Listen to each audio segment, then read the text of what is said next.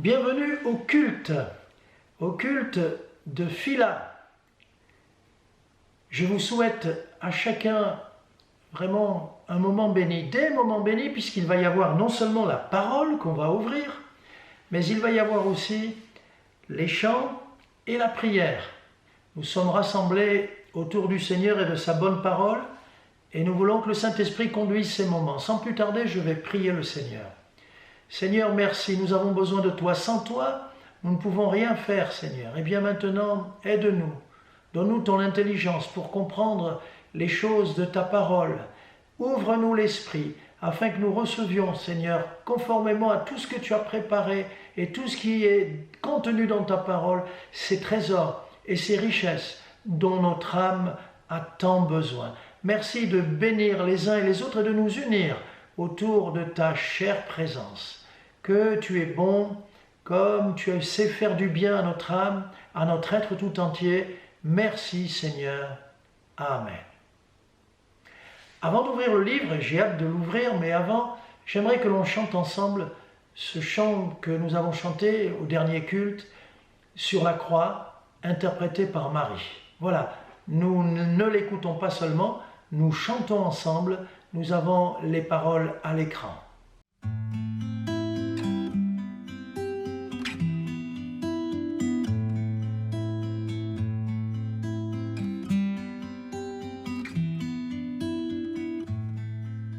Je n'oublierai jamais la croix sur cette colline de Golgotha, quand tu mourus pour pardonner et effacer tous mes péchés. Jésus, tu m'as ouvert la porte et librement je suis entré.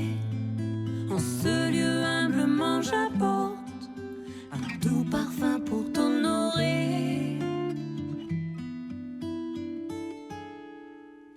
J'étais venu avec mes peurs, me serrer fort contre ton cœur. Mais maintenant, mon cœur d'enfant te loue, t'adore, reconnaissant.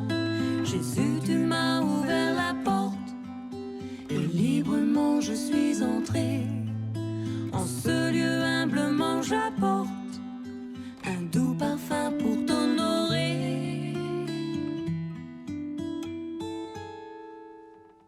Laisse-moi admirer ton visage, contempler au fond de tes yeux cet océan au doux rivage, cet amour qui m'ouvre les cieux.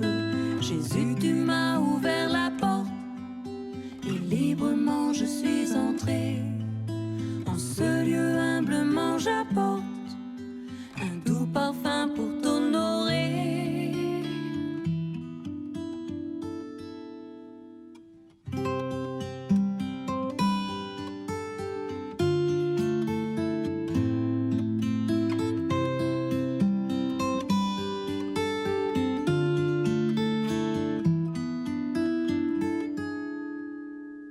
Faire silence au fond de mon cœur, retrouver cette intimité, passer du temps, ne pas compter les heures, contempler ta sainteté.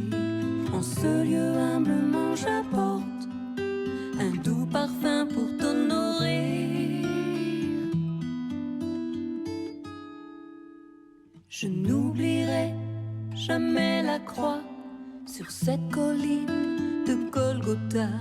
Je n'oublierai jamais la croix où tu t'es donné pour moi. Ça fait du bien, un chant pareil. Il y a un message dans ce chant. Et vraiment la mélodie a été inspirée. C'est de la pure poésie, une ode à l'amour du Seigneur Jésus pour chacun de nous. J'aimerais qu'on ouvre ensemble la Bible maintenant dans le livre des Proverbes. Lisons ensemble Proverbes chapitre 28 verset 1er.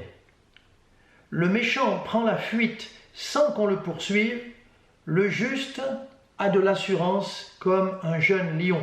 C'est la deuxième partie que je retiens. Le juste a de l'assurance comme un jeune lion. La question première est celle-ci, mais qui est le juste? Parce qu'après tout, la Bible dit bien qu'il n'y a pas un juste, pas même un seul. parmi les hommes. Et donc, qu'est-ce que le juste aux yeux de Dieu? Eh bien, pour lui, c'est un homme, un ancien pécheur, un homme qui s'est tourné vers lui. Et le Seigneur l'a considéré comme juste, l'a regardé comme juste, l'a justifié selon les termes bibliques. C'est-à-dire qu'il nous a débarrassés de ce qui nous empêchait d'être justes et saints pour faire de nous des êtres qu'il voit vraiment purifiés, propres à ses yeux, parce qu'il a fait son travail de nous laver et de nous transformer.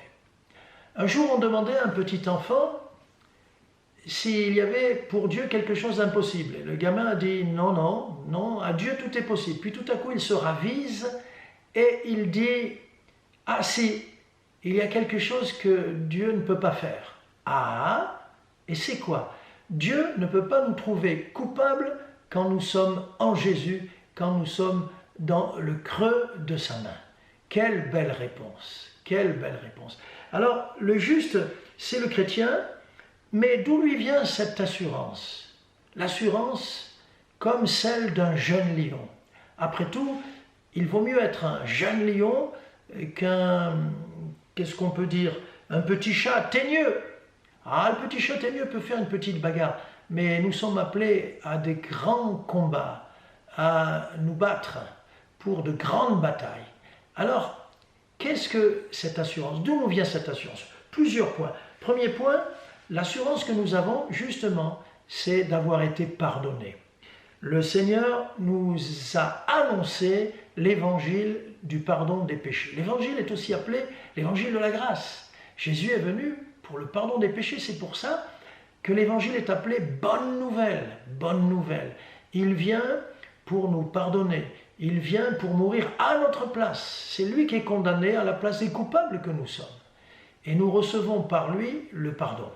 Et quand quelqu'un est pardonné, il est heureux, il a une véritable assurance. Le pardon, c'est la repentance, notre part, mais aussi la foi, de croire qu'il efface et qu'il pardonne. C'est important de comprendre cela. La promesse est donnée dans Ésaïe, lisons ensemble, Ésaïe 43, verset 25.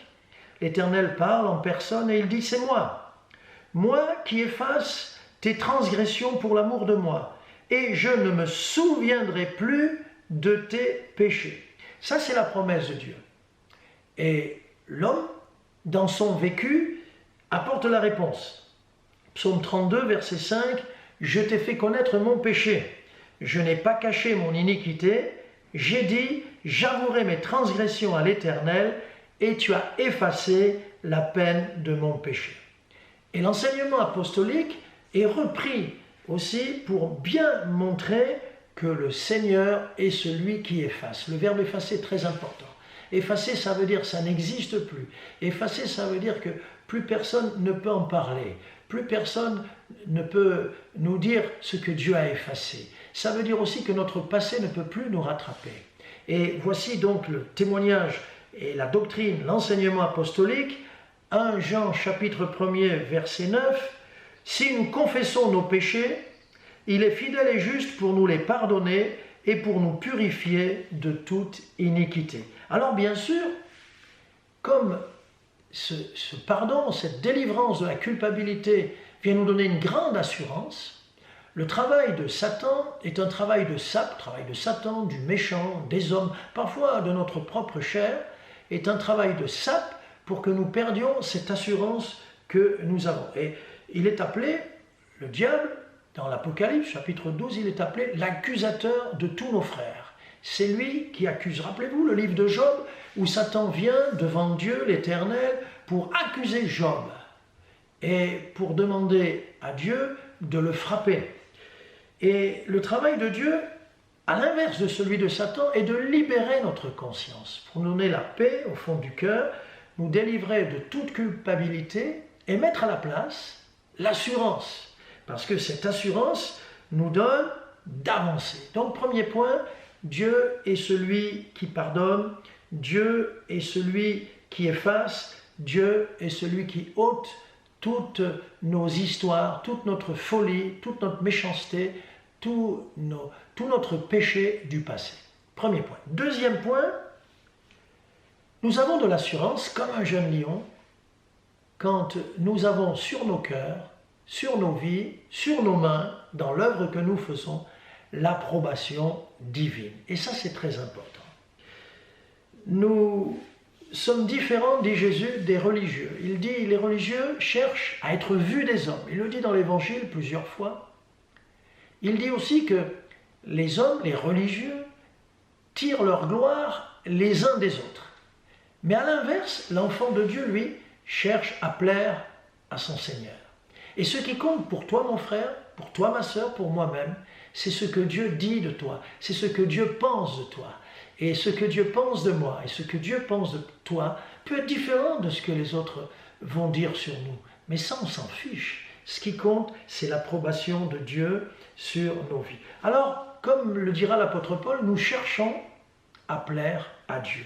Écoutez, lisons ensemble. Galates chapitre 1, verset 10. Galates chapitre 1, verset 10. Est-ce la faveur des hommes que je désire ou celle de Dieu? Est-ce que je cherche à plaire aux hommes? Et voici comment termine l'apôtre le verset. Si je plaisais encore aux hommes, je ne serais pas serviteur de Christ.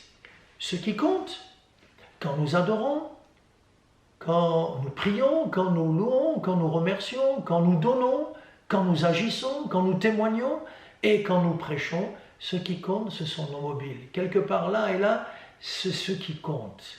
Comment je le fais? Pour qui je le fais? Et voilà que si nous le faisons dans le plan de Dieu, nous avons l'approbation du Seigneur. Dans la Bible, tous les hommes de la Bible, Ancien Testament, Nouveau Testament, ont eu leurs faiblesses, leurs travers, mais il en est une quantité dont on peut dire qu'ils avaient sur leur vie la marque, l'approbation de Dieu. Par exemple, Abraham qui était appelé l'ami de Dieu, Job dont je parlais tout à l'heure, le Seigneur a dit il n'y a pas plus fidèle que Job. Samuel, Samuel, quel prophète, quel juge extraordinaire. L'apôtre Paul également. Et Jésus, qui en tant que fils de l'homme, avait sur sa vie la marque, l'approbation approuvée de Dieu. Celui-ci est mon fils bien-aimé en qui j'ai mis toute mon affection. Voilà ce qu'ils ont entendu à son baptême. Dans les cieux, la voix de Dieu a retenti pour approuver, pour marquer du sceau de l'approbation divine le Seigneur Jésus lui-même. Dieu changera même les circonstances quand nous sommes approuvés de lui. Et c'est pour ça que nous avons de l'assurance. Là encore la parole. Ne vous plaignez pas s'il y a trop de versets. C'est tellement important de baser, de fonder ce que nous disons sur les Saintes Écritures. Alors lisons ensemble, ça s'affiche à l'écran, Proverbe 16, verset 7. Quand l'Éternel approuve les voies d'un homme, il dispose favorablement à son égard même ses ennemis. Waouh! Dieu peut transformer les circonstances. Et comme nous le savons cela à l'avance, quand nous marchons dans le chemin de l'approbation divine, nous avons de l'assurance. Troisièmement, nous avons de l'assurance dans la prière aussi. Comme un jeune lion dans la prière. Pourquoi? Parce que cette assurance nous vient de ce que nous savons que Dieu exauce la prière. Là encore, lisons dans la parole de Dieu. Psaume 65, verset 2.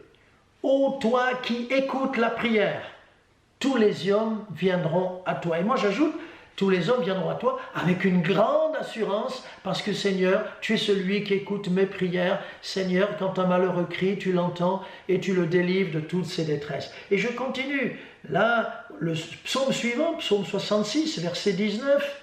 Dieu m'a exaucé. Il a été attentif à la voix de ma prière. Et dans un raisonnement, vraiment une logique biblique, l'apôtre Jean montre le mécanisme. Dans sa première épître de Jean, chapitre 5, verset 15, 1 Jean 5, 15, voici ce que dit le texte biblique. Si nous savons, il faut d'abord savoir, qu'il nous écoute, nous savons que nous possédons la chose que nous lui avons demandé, quelle qu'elle soit. C'est très important et cela donne de l'assurance, nous donne l'assurance d'un jeune lion dans nos prières de savoir que Dieu nous écoute.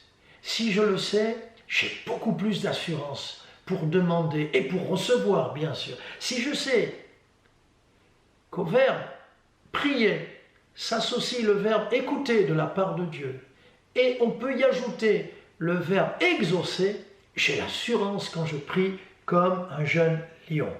Jésus était puissant en prière, et il donnera le secret. Il dira, en s'adressant au Père, pour moi, je savais que tu m'exauces toujours. Ah, si nous pouvions dire cela. Mais quand même, quand nous prions, nous avons de l'assurance. Bien sûr, il faut prier selon son plan. Bien sûr, il faut prier fondé sur la parole de Dieu. Par exemple, je vais te faire rire, mais tu ne peux pas prier pour la mort de ta belle-mère quand même. Au contraire, même nos ennemis, le Seigneur nous dit de les bénir, de prier pour eux. Et j'espère que tu fais des prières pour bénir même ceux qui t'ont fait du mal. Tu les aimes et tu prieras sans cesse pour eux, pour qu'ils soient touchés, bouleversés, heureux, pour que Dieu multiplie ses grâces à leur égard. Également, quand nous sommes comme un jeune lion, bien sûr, le lion c'est le roi du combat, c'est le grand guerrier. Nous avons de l'assurance pour tous nos combats. Et c'est très important, quand nous partons à la bataille, de savoir que nous sommes, non pas un petit chat bien maigre, mais que nous sommes un lion et surtout, nous avons de l'assurance comme un jeune lion. Dans Job, au chapitre 41, verset 1er, nous lisons ceci. « Prendras-tu le crocodile à l'hameçon?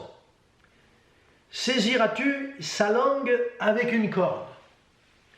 Qu'est-ce que ça veut dire? Quand je pars à la guerre, un combat contre les crocodiles, des prédateurs terribles, je ne peux pas partir comme ça avec un petit hameçon ou même avec une ficelle ou une corde pour attraper sa langue. Non, bien sûr que non.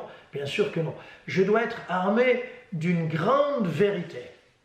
En moi, l'apôtre Jean le disait, celui qui est en moi est plus grand que celui qui est dans le monde. Exactement, le verset dit ceci. Le verset pour nous donner l'assurance de la victoire dit ceci. 1 Jean 4,4. Vous, petits enfants, vous êtes de Dieu et vous les avez vaincus parce que celui qui est en vous est plus grand que celui qui est dans le monde. Vous imaginez, si je le sais, que celui qui vit en moi est le plus fort, si je sais que celui qui est en moi, qui règne en moi, que j'ai reçu, le Seigneur Tout-Puissant, le Dieu de gloire, est là, je vais aller avec lui et il va venir avec moi à la bataille. Et je n'ai pas peur de mes plus grands ennemis qui seront toujours plus forts que moi, qui seront toujours plus grands que moi. Mais celui qui est en moi est plus grand. Il vient, il souffle et il disperse tous mes ennemis. Et Jésus, qui vit en nous, n'a jamais perdu aucune bataille. Ça, c'est rassurant. Également, j'aimerais voir, concernant l'assurance dans les combats, que la Bible fourmille aussi d'hommes remplis d'assurance et qui ont été de grands combattants, de grands vainqueurs. David dira, je me précipite sur une troupe en armes avec mon Dieu. Avec mon Dieu, je franchis une muraille. Et il ajoute encore, avec Dieu, nous ferons des exploits. Je ne vais pas vous citer toutes les références, mais je pense aussi à Jonathan, son meilleur ami à David, avec son écuyer. Jonathan, un jour, a dit à ce jeune homme, et lui-même était un jeune homme, allez, on va pousser jusqu'au poste des Philistins. Et ils arrivent entre deux rochers, deux dômes de rochers, et ils se mettent là, un endroit stratégique, mais ils ne sont que deux, et ils vont tenir tête à tout un régiment, un peloton d'abord, et puis à tout un régiment de Philistins. Et au loin, on va s'apercevoir du tumulte et on va comprendre que Jonathan et son écuyer, ils ne sont que deux, sont en train de mettre en déroute l'ennemi. Et ça va amener la foi, l'assurance, le courage dans toute l'armée de Saül. Et grâce à deux jeunes, on pourrait dire presque deux gamins, qui avaient l'assurance d'un jeune lion.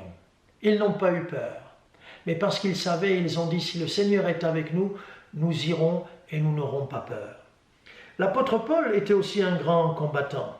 Rien ne lui a fait peur, pourtant c'était les coups, la prison, il a été jeté dans l'abîme, il a supporté les 40 coups moins un, il a eu beaucoup d'ennemis, les faux frères, les Romains,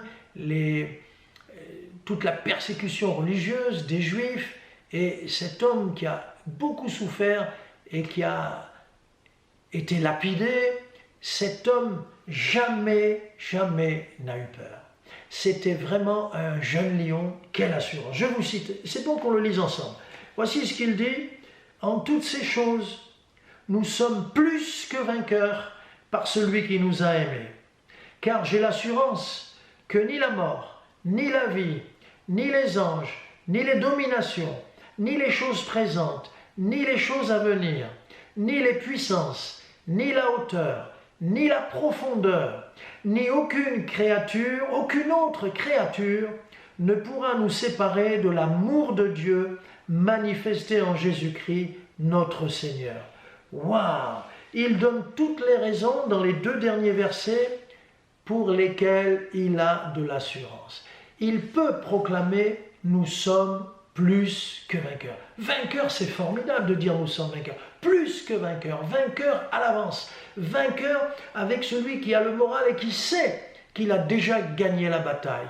Parce que son Seigneur a déjà livré ce combat et son Seigneur lui a préparé la victoire. Finalement, nous chrétiens, nous ne faisons qu'entrer dans ce que Dieu a préparé pour nous. Quelle assurance nous avons. Et je veux terminer avec un dernier point, il faut en parler. N'ayez pas peur, même si on traverse des temps troublés là maintenant. L'assurance du jeune lion, nous l'avons face à la mort. La mort, c'est le rendez-vous inéluctable, inévitable de toute l'humanité. La mort, c'est une certitude, pour les grands comme pour les petits, pour les riches comme pour les pauvres, pour les blacks comme pour les blancs. La mort, c'est le chemin de toute la terre, comme disaient les patriarches. Et nous avons de l'assurance. L'apôtre Paul, Romains 14, verset 10, fin du verset 10, dit « Nous comparaîtrons tous devant le tribunal de Dieu », mais il ajoute au verset 12 « Chacun de nous rendra compte à Dieu pour lui-même ». Alors nous devons avoir peur de comparaître devant le tribunal de Dieu? Non, parce que Jésus est déjà passé au tribunal. La croix, sa mort, c'était le jugement, le tribunal de Dieu qui s'est abattu sur lui. Le châtiment est tombé sur lui. Le châtiment, la colère de Dieu, pour nous donner à nous la paix. Et donc, quand nous allons nous présenter devant le tribunal de Dieu, nous aurons là aussi une grande assurance, nous l'avons déjà, parce que le Seigneur Jésus est notre avocat. Et notre avocat qui a plaidé la cause de notre âme, comme dit l'Ancien Testament. Il a plaidé la cause de notre âme. Alors le chrétien, quand il se présentera devant le grand trône blanc, aura une assurance ferme au jour du jugement, parce que Jésus est notre avocat. Vous regarderez 1 Jean 4 et vous chercherez le verset qui nous dit que Jésus est vraiment notre avocat. Paul avait de l'assurance. Voici ce qu'il dit en présentant aux chrétiens, en présentant à Timothée, le pasteur, et en présentant aux chrétiens ces fondements de la vie. Dieu nous a préparé une couronne de justice. Pour ça qu'il dira dans les Philippiens, pour moi mourir c'est un gain, c'est une richesse. Pour moi partir c'est une bénédiction. Alors voici ce qu'il dit à Timothée, 2 Timothée 4, 8. Désormais la couronne de justice m'est réservée. Le Seigneur, le juste juge, me la donnera dans ce jour-là, et non seulement à moi, mais encore à tous ceux qui auront aimé son avènement. Voilà ce qu'il nous dit. Ce n'est pas de l'orgueil. Il dit, ce qui m'attend, c'est une couronne de justice. Parce que déjà, Jésus nous l'a acquise à la croix. Il a remporté la victoire pour nous la remettre. Et il ajoute dans ce que nous avons lu, pas seulement à moi, mais à tous ceux qui attendent la venue, à tous ceux qui aiment l'avènement du Christ qui vient bientôt. Et qui attend le Seigneur Jésus, si ce n'est sa bien-aimée, composée d'enfants de Dieu, d'hommes et de femmes, qui aspirent à ce qu'il vienne, qui aspirent à le rencontrer. Nous le suivons par la foi, mais bientôt nos yeux le verront. Alors voilà l'assurance. Paul ajoutera qu'il avait le désir de s'en aller, ce qui était pour lui, de beaucoup, le meilleur. Mais il ajoutera, en parlant aux Philippiens, dans le chapitre 1er, mais je vais rester. Alors le verbe s'en aller ou le verbe rester? Il dit je vais rester parce qu'il faut que je me rende utile à vous, aux églises. Et voilà pourquoi il a reculé l'échéance. Voilà pourquoi il a continué à vivre encore quelques années pour se rendre utile aux églises dont il était l'apôtre. Je voudrais résumer cela, ce message très simple, vous l'avez remarqué, qui nous parle d'avoir l'assurance comme un jeune lion. Le juste a de l'assurance comme un jeune lion. C'est à ta portée. Le jeune lion, c'est toi. Je voudrais rappeler, premièrement, c'est parce qu'il nous a pardonné. Ah, j'ai l'assurance que mes péchés sont pardonnés. J'ai l'assurance que je ne suis plus coupable. Je ne suis plus sous la condamnation. Le Seigneur est devenu mon ami parce que Jésus est mon avocat. Deuxièmement, j'ai l'assurance aussi de ce qu'il approuve mes voies. Si je marche dans son chemin, Dieu est pour moi. Et si Dieu est pour nous, Romains 8, vous connaissez, si Dieu est pour nous, qui sera contre nous? Troisièmement, nous l'avons dit, j'ai de l'assurance quand je prie. Ah, parce que je sais qui est au bout du fil. C'est lui pour m'écouter et pour me répondre, pour m'exaucer. Et vous avez remarqué, quand nous prions avec assurance, nous recevons. Et vous avez remarqué aussi, quand nous prions, Dieu nous donne infiniment au-delà de tout ce qu'on a pu penser, imaginer ou même demander. Qu'il est formidable, le Seigneur. Également, j'ai l'assurance dans les combats, parce que l'Éternel combat pour nous, l'Éternel combat à notre place, ou l'Éternel combat avec nous. Et même quand il nous envoie tout seul, c'est parce qu'il a déjà remporté la victoire. J'ai l'assurance que celui qui est en moi est plus grand que le monde entier. Et puis, nous l'avons dit, pour terminer, n'ayons pas peur des difficultés que nous pouvons traverser, des déserts, des épidémies qui viennent à notre rencontre. N'ayons pas peur de la vallée de l'ombre de la mort que nous pouvons traverser. Le Seigneur nous dit, vous avez de l'assurance comme un jeune lion. Merci Seigneur pour ton message. Je ne suis plus le même après avoir entendu la parole de Dieu. Amen. Seigneur, que ta parole agisse maintenant dans nos cœurs. Elle est prêchée pour faire un travail merveilleux. Tu veux faire de nous des jeunes lions dans les domaines que nous avons cités pour que nous soyons vainqueurs. Non pas pour nous-mêmes, non pas pour en être fiers, non pas pour sortir avec des médailles, non. Mais être vainqueur pour délivrer l'un, être vainqueur pour apporter des paroles de réconfort à un autre, être vainqueur pour faire reculer la puissance des ténèbres, être vainqueur pour recevoir des promesses et en enrichir plusieurs. Seigneur, merci, parce que le juste a de l'assurance comme un jeune lion, et ce verset a été éprouvé également, tant de fois dans la vie d'hommes et de femmes qui te sont restés fidèles. Merci, parce que ta parole est vraie, elle est oui et amen. Alléluia. J'aimerais que l'on chante ensemble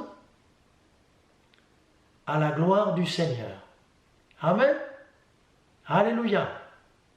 N'oubliez pas, nous avons notre étude biblique. Vous allez sur le site phila.fr et vous pouvez consulter les études bibliques. Nous avons des ressources en audio, des messages en audio. Nous avons aussi maintenant nos vidéos. Phila TV a ses vidéos. Vous pouvez retrouver les messages du culte précédent. Vous vous souvenez de ce message du culte précédent? Non? Si? Vous ne vous en souvenez pas? J'espère que vous vous en souvenez. Nous sommes des gens différents.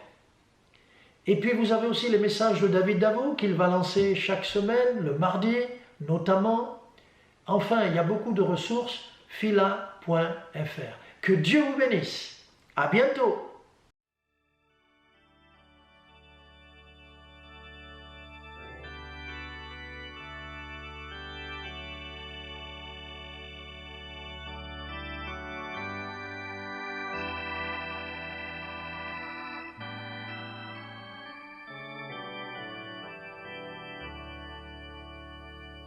J'ai l'assurance de mon salut.